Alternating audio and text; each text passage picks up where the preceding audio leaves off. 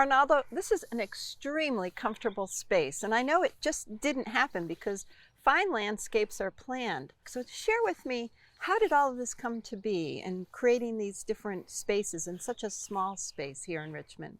Thank you, Peggy, for those words. Yes.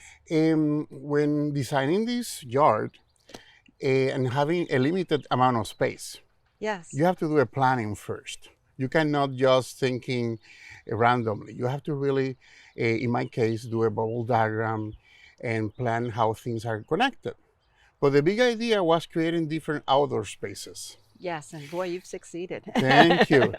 And the thing about outdoor spaces are the feelings. What sensation you want to create in each one and make it different. Yes. So for example, one first part was to create an herb garden Yes. in which you can also entertain, and then later a part where you can have nature in itself, where vegetation is the roof. In contrast, you have another outdoor space that doesn't have anything, so you can feel the concept of expansion. Yes. And then this space that we're in is the one that is called what I call enclosure, Okay. where the trees were strategically planted Yes. so they can go around you and give you an enclosure, so then you have to look up and the sky is the main event. Yes. So last but not least, the concept as a landscape designer is to use vegetation that are fruit trees. That is the concept of urban gardening. Yes. But use trees that have fruits and use them as if you use ornamentals instead of ornamentals. So it's basically, I'll say, an edible landscape that you've got. Exactly. Yes. So the shrubs really are, for example, the blueberries. Instead of a shrub, I use something that is edible. Yes. And then I did some planting beds. So I love salads. So I love lettuce, tomato, And just broccoli. a few. Yeah, just what you need. So it's complementing the concept of functionality with amenities. And you're actually able to do it in an ornamental way. I love this space because it's walled off and defined, but yet it still interacts with the rest of the space. But the glory of it is you have the blue sky above you so that you can just feel this openness, and it's very comfortable. Thank you. And then I use also native plants like these pots because I want to attract pollinators that then they will attract pollinate the trees Yes. and the fruit. And also I love the concept of English garden and also Japanese gardens. So I have areas that have gravel, but the gravel really defines the circulation. Because in a good garden, and in architecture, there is something called spatial sequence. Okay. So it's how you experience the garden, like from a point that is shady to one that is sunny to one that nurtures you, and you feel the wind. Yes, the different experiences. Exactly. So that's you're a good observer, because that's what I wanted to achieve when I was planning the garden.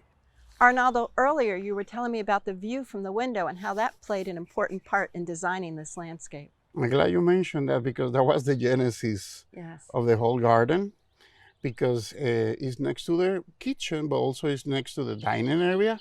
So everybody, visitor that comes, have to see that window. So in access to the window, used to see a fence before that it was not pretty at all. No. It was like two different things colliding. Oh, golly.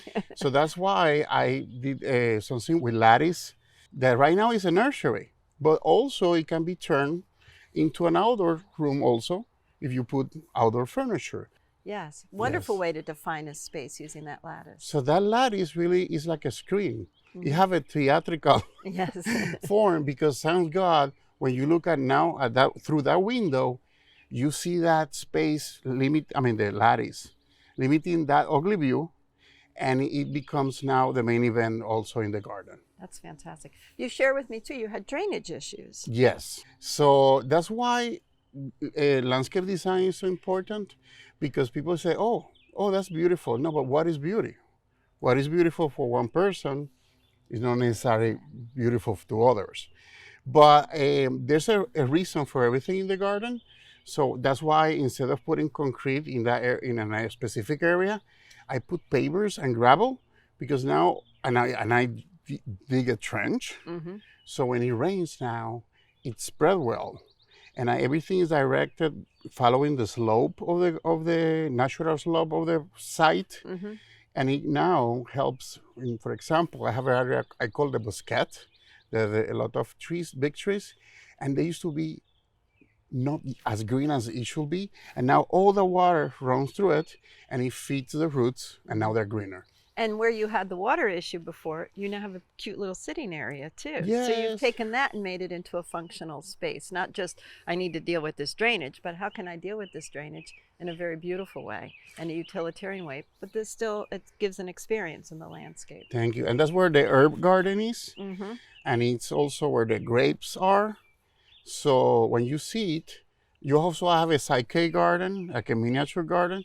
So when you see it, I want you to feel like still plants is the main event. Mm-hmm. But all the plants have a function here, Yes. so that you're getting your grapes, you're enjoying your herbs for your cooking and your soups that you had mentioned, and you still have a little entertainment space. I mean, it's just thinking ahead is what you have done, rather than just come on in here. You've been in here about 5 years, you said, and rather than just coming in and putting things, you took time to think it through, and boy, does it show. Think of this.